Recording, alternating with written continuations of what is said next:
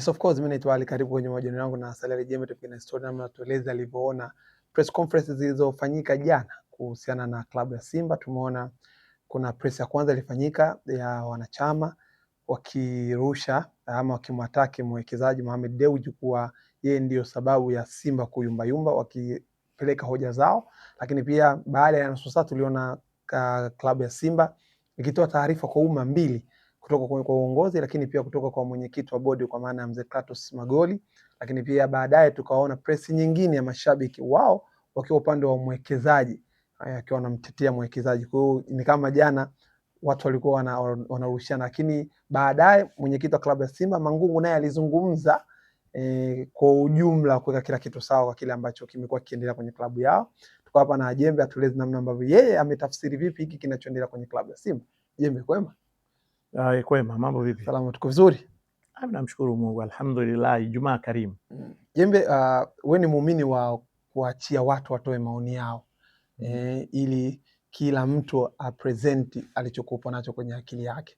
Tuanze na upande wa kwanza wa Simba ambao wanachama jana walifanya press yao ya kwanza ikiongozwa na Dr. Mohamed Hamis, yuko JB 64, mchungaji wa Simba, lakini na wengine, kila mmoja alizungumza lake. Walikuwa na hoja zao.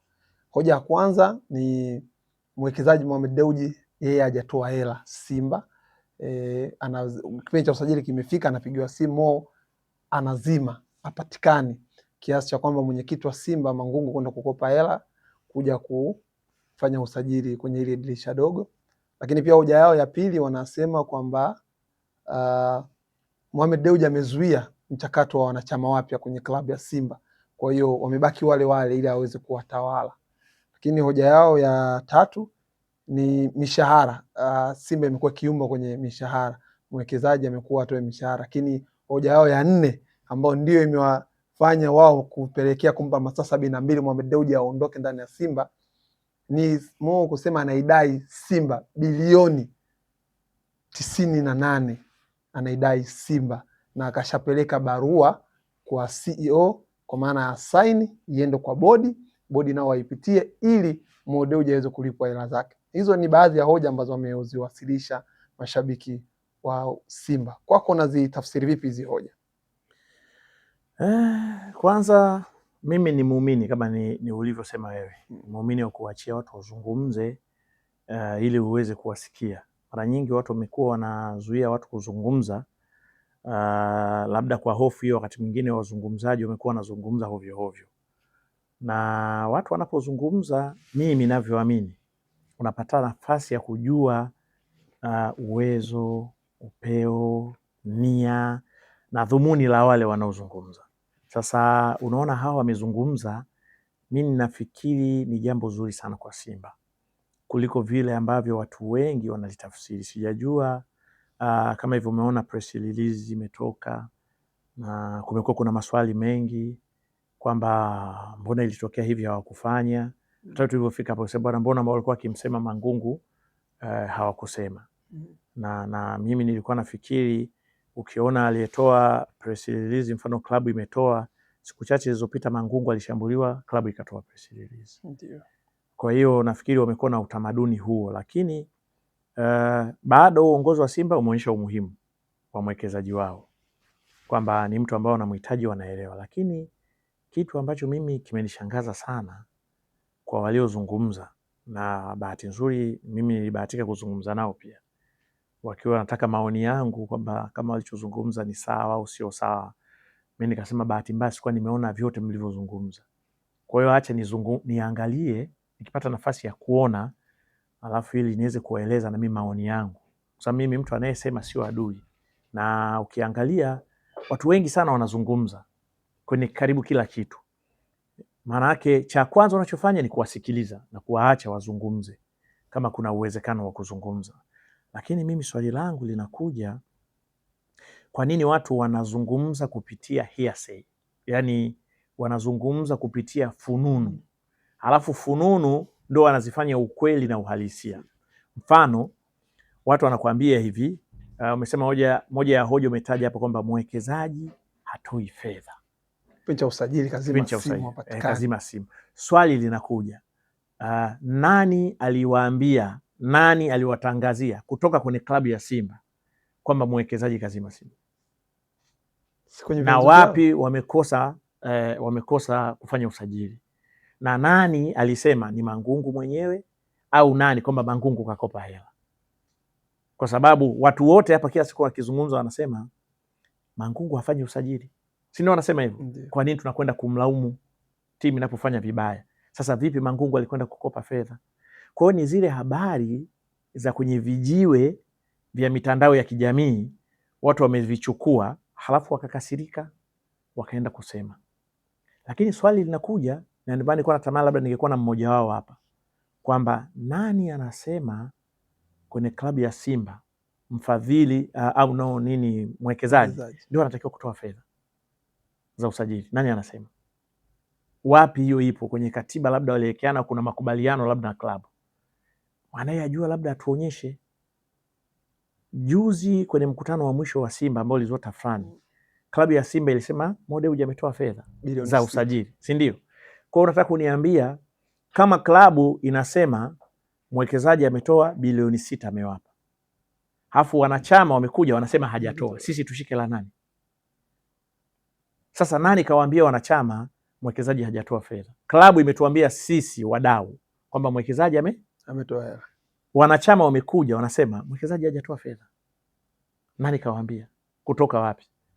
Kama ametoa bilioni 6, anatakiwa tena atoe ngapi? Labda mfano makubaliano yao wao, mwekezaji anatakiwa atoe shilingi ngapi kila mwaka, na akisha toa labda safari hii hajatoa ngapi? Sababu ni vibaya sana tukiwa tunazungumza kama vile vipepeo.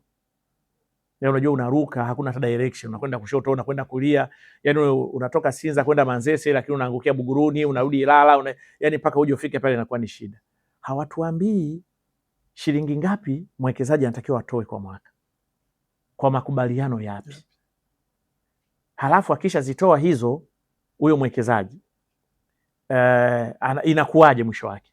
Kwa sababu mimi nilichokuwa nakifikiria ni wanachama wa Simba kwenda kwenye press conference kama walivyofanya wale wa jana, kwenda kulalamika kwamba transformation yetu sisi haikamiliki, inamfanya mwekezaji kushindwa kutimiza zile ahadi alizozitoa, including swala la uwanja nafikiri.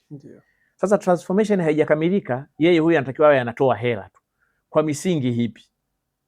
Kumekuja kuna issue meisema ya kwamba inaonekana mwekezaji kakopa, ameleta barua, lakini ile barua klabu ya Simba imesema hapana. Umeona mitandaoni.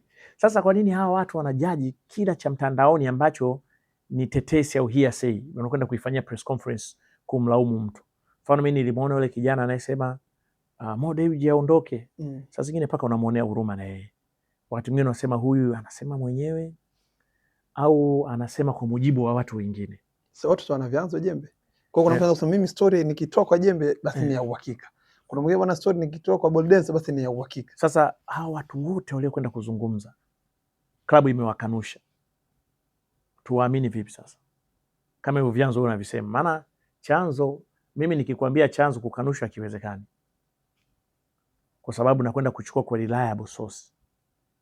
Sasa kilichotolewa na klabu manake kimewakanusha wale, kana kwamba wale wamesema vitu ambavyo sio sahihi.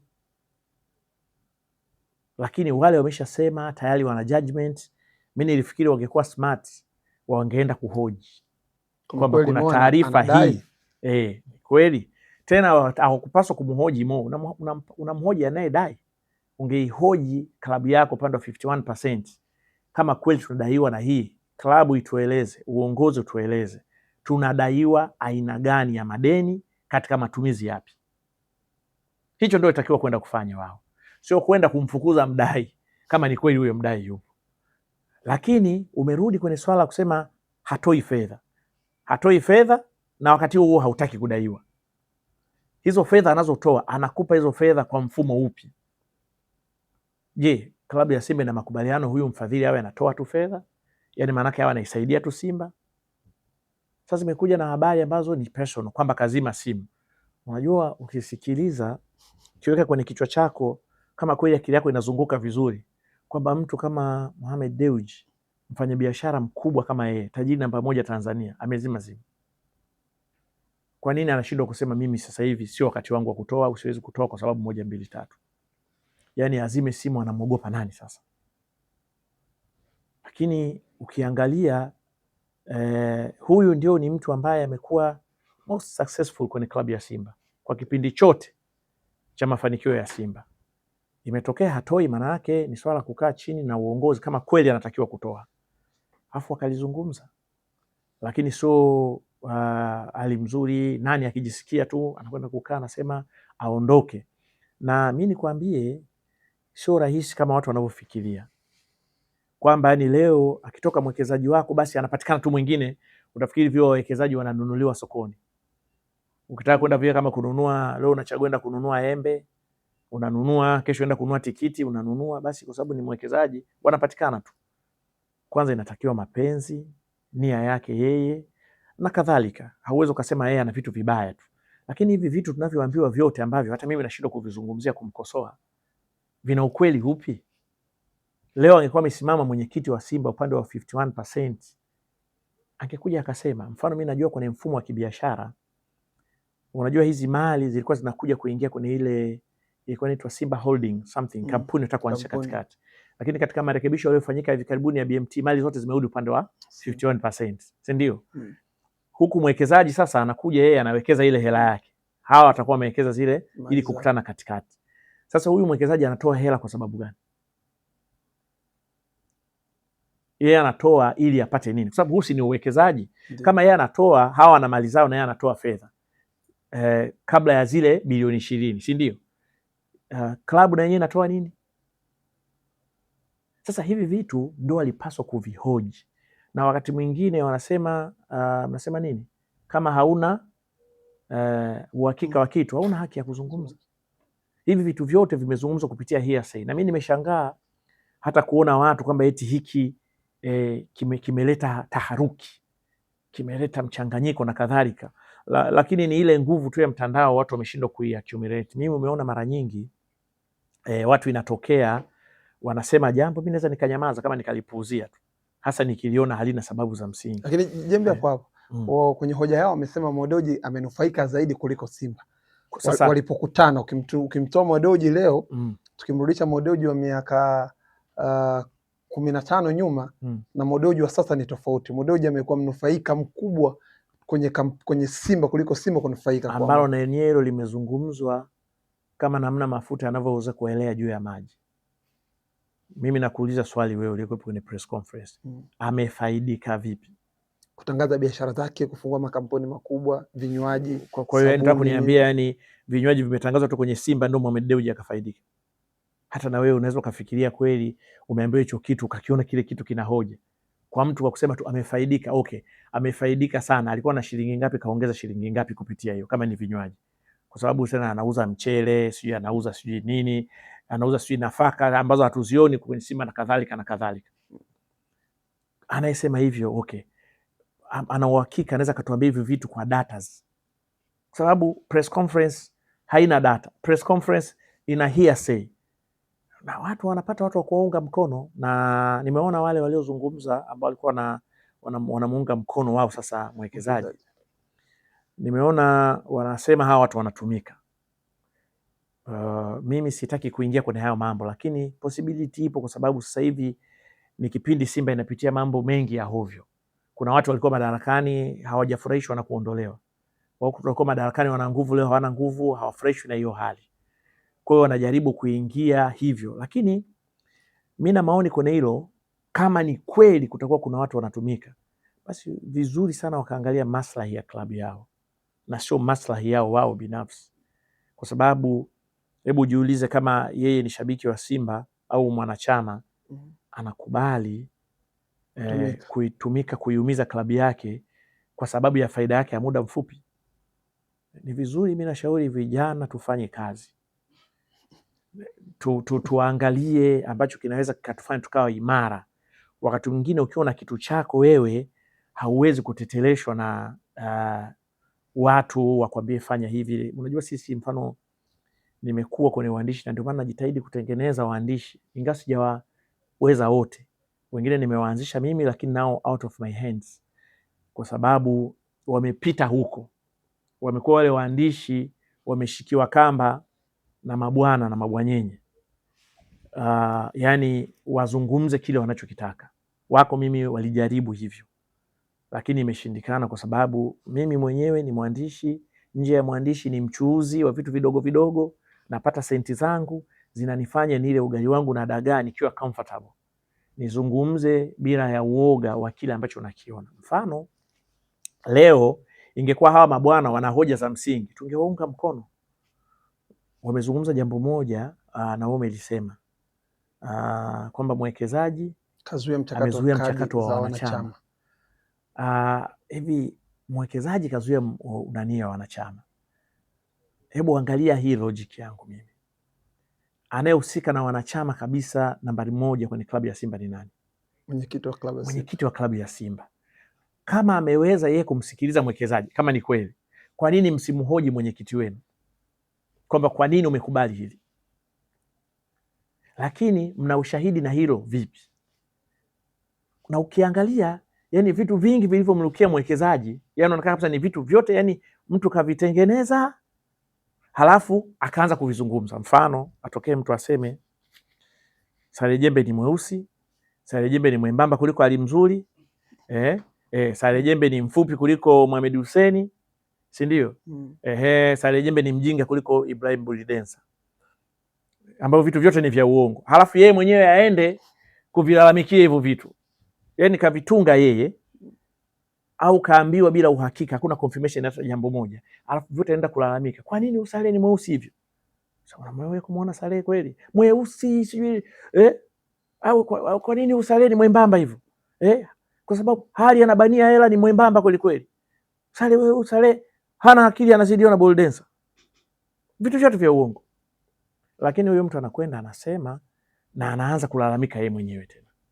Sasa ndio narudi kwenye hilo swali langu mimi. Anayehusika na swala la wanachama si ni mwenyekiti wa klabu? Ndio. Kwenye 51%. Ndio. Kama kweli anaweza kukatazwa na mwekezaji, itakuwa ni jambo la ajabu sana. Wanachama wanapaswa kumhoji nani? Mwenyekiti wao. Amesema kwenye hoja nyepesi kabisa inayoelea. Na mimi nilikuwa nashangaa kama press conference mlikuwa mnafanya hamwezi kuulizana. Na wao waliniuliza niwatolee maoni, na nafikiri wakiona hii ndio maoni yangu. Kwamba pale walipokuwa nasema kwamba wamezoea kunania wanachama, si ndio? Kusajili wanachama kwa sababu mwekezaji anataka aweze kutawala wachache. Kwani wakiwa hawa waliopo na waliokiwa wengi tofauti yake ni nini? Kama kwa sababu sasa hivi kwa mfano kama Yanga kwenye uchaguzi wao wanaenda watu wachache, watu 5. Maana yake kama mtu anataka kufanya hujuma ni rahisi kuwachukua wale wachache, lakini wakienda wengi inakuwa ni ngumu. Kwa hiyo mwekezaji wa Simba, Yanga wako wengi, hawapo wengi kwenye uchaguzi wanakuwa wachache, sio wengi. Wanachama ni wengi, sio wengi. Wana wanachama wengi. Sasa kama Yanga wamefanya hivyo, Yanga shindwa nini kufanya hivyo? Na kwenye swala la wanachama ukumbuke, wanaokwenda kuhojiwa kwanza ni wale wanaowaongoza wanachama. Na wanachama wanawahoji hawa yale mambo ya wanachama. Mfano, mimi siungi mkono kwenye yale yaliyotokea kwa wanachama, kwa maana ya kwenye kikao chao kile. Mimi natamani watu wawe huru kuongea. Kwa hata wanachama wangepata nafasi ya kuhoji wale wanaotaka kuyahoji. Na wakati mwingine ninasema unapowanyima watu nafasi ya kuzungumza, ndio wanakuja kuzungumza mambo ya uongo kama haya. Kwa sababu hawana nafasi ya kusema. Waache watu waseme, ujue anasema ukweli, ujue huyu anasema uongo, lakini uongo na majibu mepesi. Sababu si mtu anasema uongo. Kwa hiyo mimi nimeona ilikuwa ni press conference ambayo ninafikiri hawa watu kuna waliokuwa wanania hiyo na kuna waliokwenda kama fuata upepo. Hawataki uchaguzi, wamesema hawataki uchaguzi, Mangungu apepewe. Sasa hayo ni mambo ya kishosti.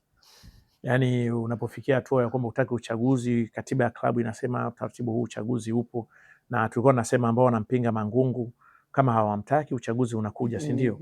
Pale wanaweza wakafanya maamuzi yao kama ambavyo sisi wapiga kura kwenye nchi yetu tunaweza kaamua kupitia kura yako. Nafikiri wanaweza wakafanya hivyo, lakini mimi ni waase kama klabu yao kweli inapita kwenye ups and downs kwa kipindi hiki, hawapaswi kuwa waangamizaji wa klabu pia kwa sababu ya kuangalia maslahi yao wao. Ni vizuri kama wanahoja uongozi pia waache waseme, lakini na wao wanapoacha kusema basi waseme hoja za msingi ambazo zinakuwa zina faida, sio hoja nyepesi kama hizo walizozitoa ambazo zote ukiziangalia tumesikia ambazo umesikia wapi? Hakuna hata waliposikia.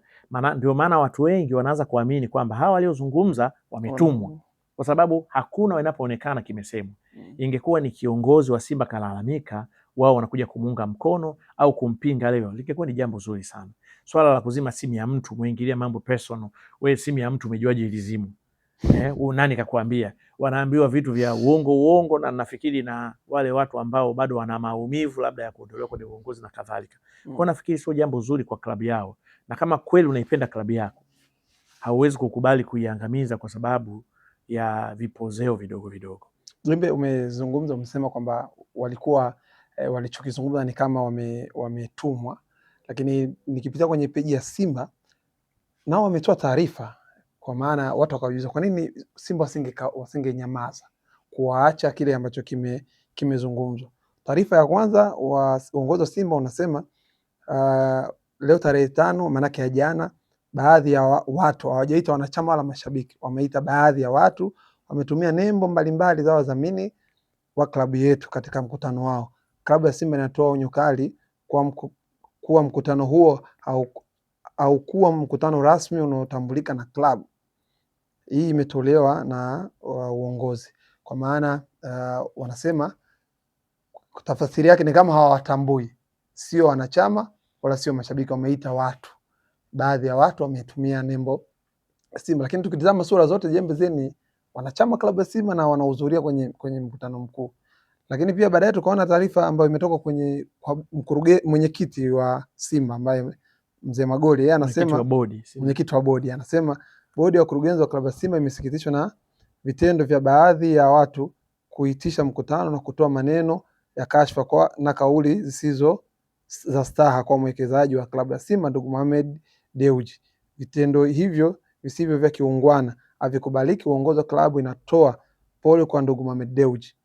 Aidha, uongozi wa klabu ya Simba umeandikia barua jeshi la polisi kuchukua hatua kali za kisheria kwa wale wote wanaohusika katika mkutano huu ama kula njama za kuwafikisha katika vyombo vya dola kama ni makosa.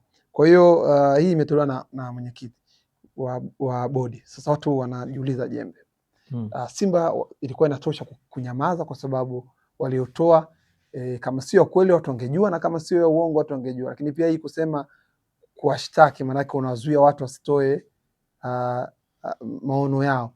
Lakini wengine wakaenda mbali zaidi wakasema watu hawa bango hili lilitumika kumkashifu Mangungu, lakini klabu haikutoa taarifa kwa umma, ilinyamaza wala haikukemea.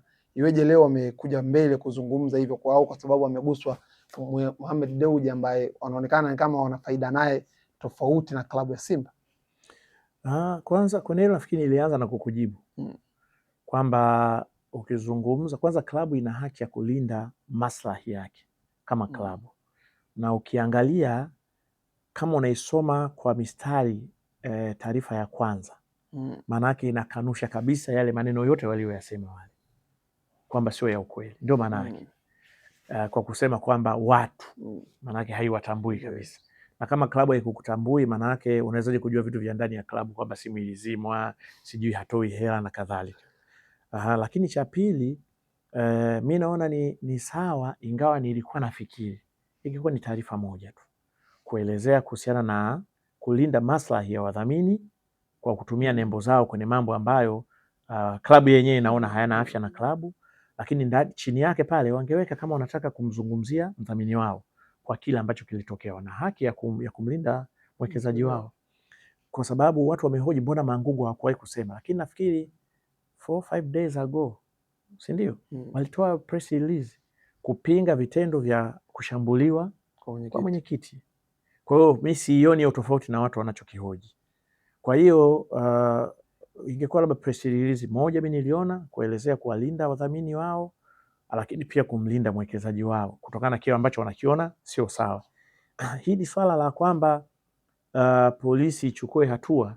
Nafikiri mwisho umemalizia na neno moja, nasema kama ni kweli, kama ni kosa, kama ni kosa, wao wametoa wito. Kutoa wito inawezekana yoyote, mfano mi nakumbuka wale watu walionishambulia kwa maneno ya uongo na kunizushia.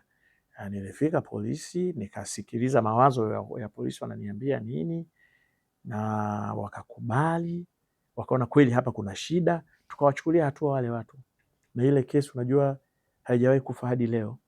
Yani nikiamua kuiendeleza, siku nikifurumuka nikaona ni watu wale wamerudia, naweza nikaiendeleza. Lakini nilipata maoni pia kwamba nimefanyiwa 1, 2, 3, ni jambo la mtu kalizusha, kalitunga, yani sijui chochote, kama mtu tukaamka kafanya hivyo.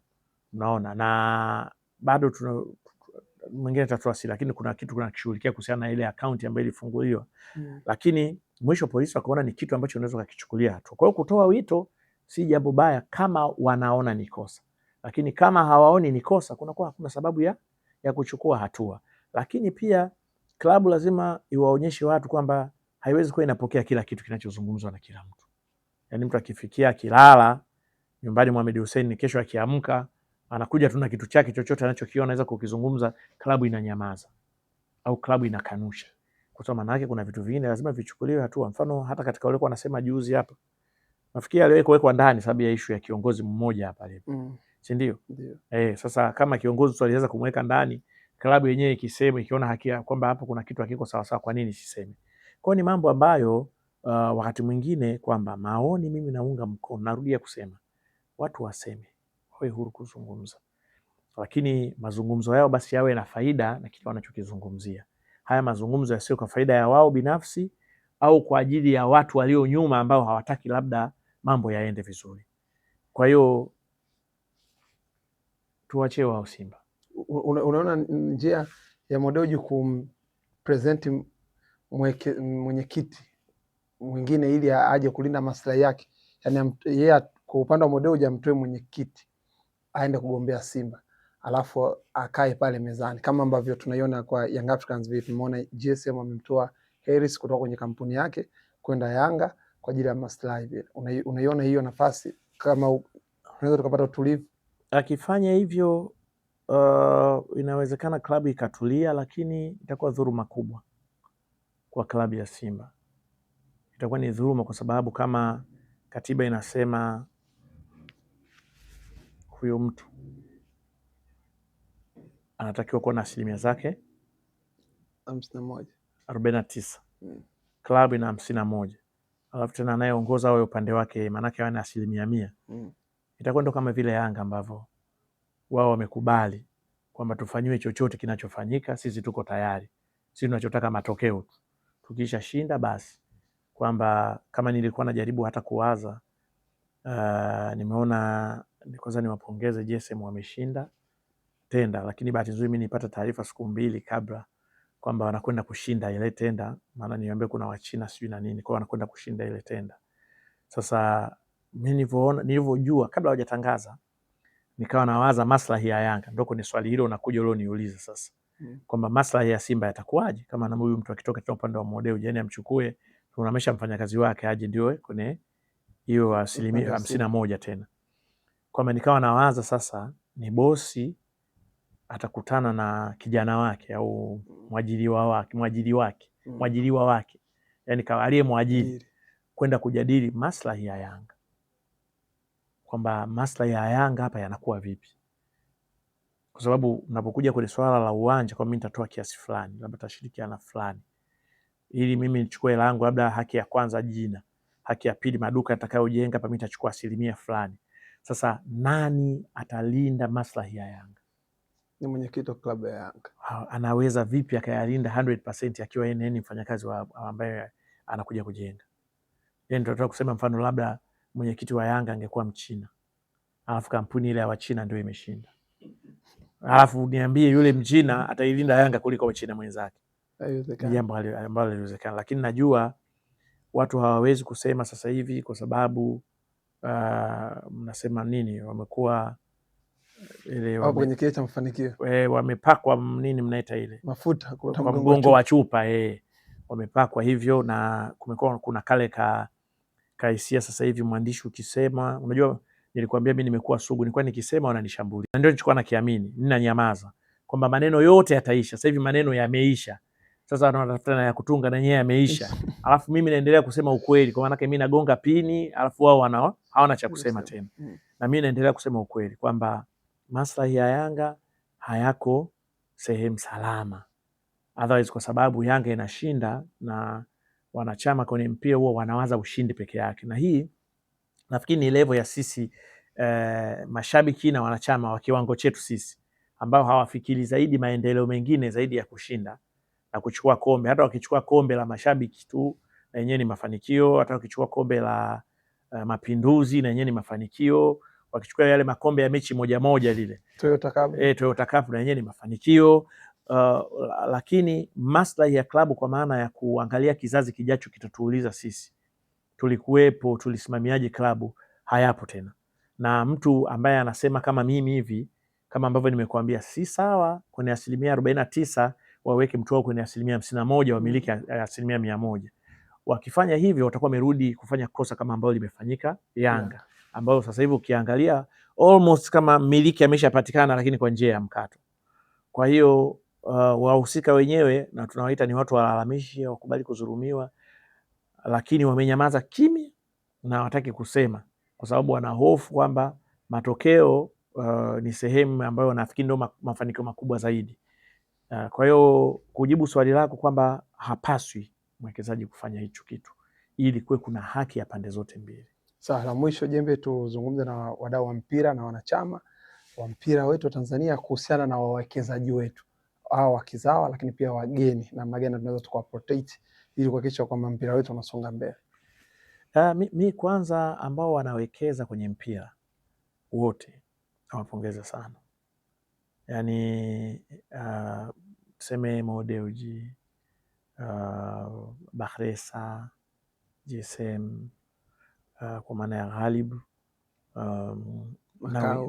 Makau kama nimewahi kumpigia hata simu siku moja kumweleza mwekezaji mzawa, na ndio maana wanatamani Fountain Gate ifanye vizuri. Nawapongeza na wengine wote nawapongeza kwa kile wanachofanya. Kuna Mtibwa, kuna Kagera Sugar, hao ni wawekezaji pia wanachokifanya. Pia Jeshi nawapongeza kwa wanachokifanya kwenye michezo yetu, lakini nimekuwa na msisitizo mmoja. Wakati ninaamini wawekezaji wanapaswa kulindwa, kama ambavyo umeona klabu mwekezaji unapaswa kumlinda, kusema si sawa sawa, lakini wawekezaji watende haki pia, kwa sababu wawekezaji ni wafanyabiashara. Kwa hiyo wasio wakaangalia in terms ya biashara zao tu, lakini wakashindwa kuangalia maslahi ya klabu hizi. Kwa sababu mfano klabu ukichukua mfano Simba na Yanga, natumia neno mara nyingi sana kwamba Simba na Yanga ni tunu ya Tanzania.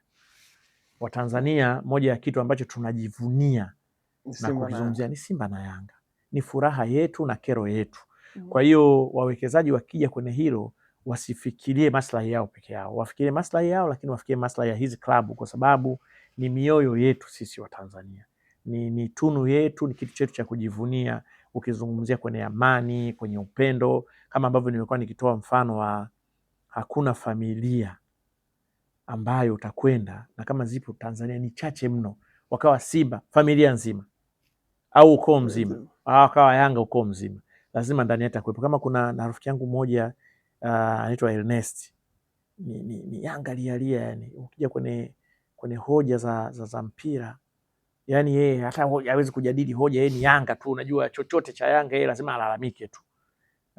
Unafika tu nikaanza kumwona huyu mtu ajui mpira, nikasema wakani Ernest, yani ndo juzi nimeambiwa mama yake ni Simba. Sasa kumbe wewe ana Simba na Yanga, sasa mbona amekuwa hivi? Lakini basi labda amechagua kwa yeye mwenyewe hivyo. Lakini maana yangu nataka kuisema kwamba kwenye hizi familia zetu zote ni Simba Yanga, Simba Yanga. Kwa hiyo ni vizuri sana hata sisi tunaozungumza, wakati tunataka wawekezaji waheshimiwe, lakini tutetee maslahi ya hizi clubs zetu, kwa sababu ndio kizazi kilichopo sasa, na tunaweza kuzitetea kwa maana ya kuzizungumzia na kuzisemea yale yaliyo sahihi, badala ya kuangalia maslahi binafsi ya wawekezaji tu au maslahi binafsi ya sisi wenyewe kwa ajili labda niseme ya nitumie neno njaa, matumbo yetu. Okay. Anajua shukrani kwa sehemu yako, nasema asante bwana. Ijumaa karimu. Kameraman amelala. Kameraman kalala. Au labda una swali na wewe, maana sio kwa ulikuwa na maswali, lete. Ingia tu.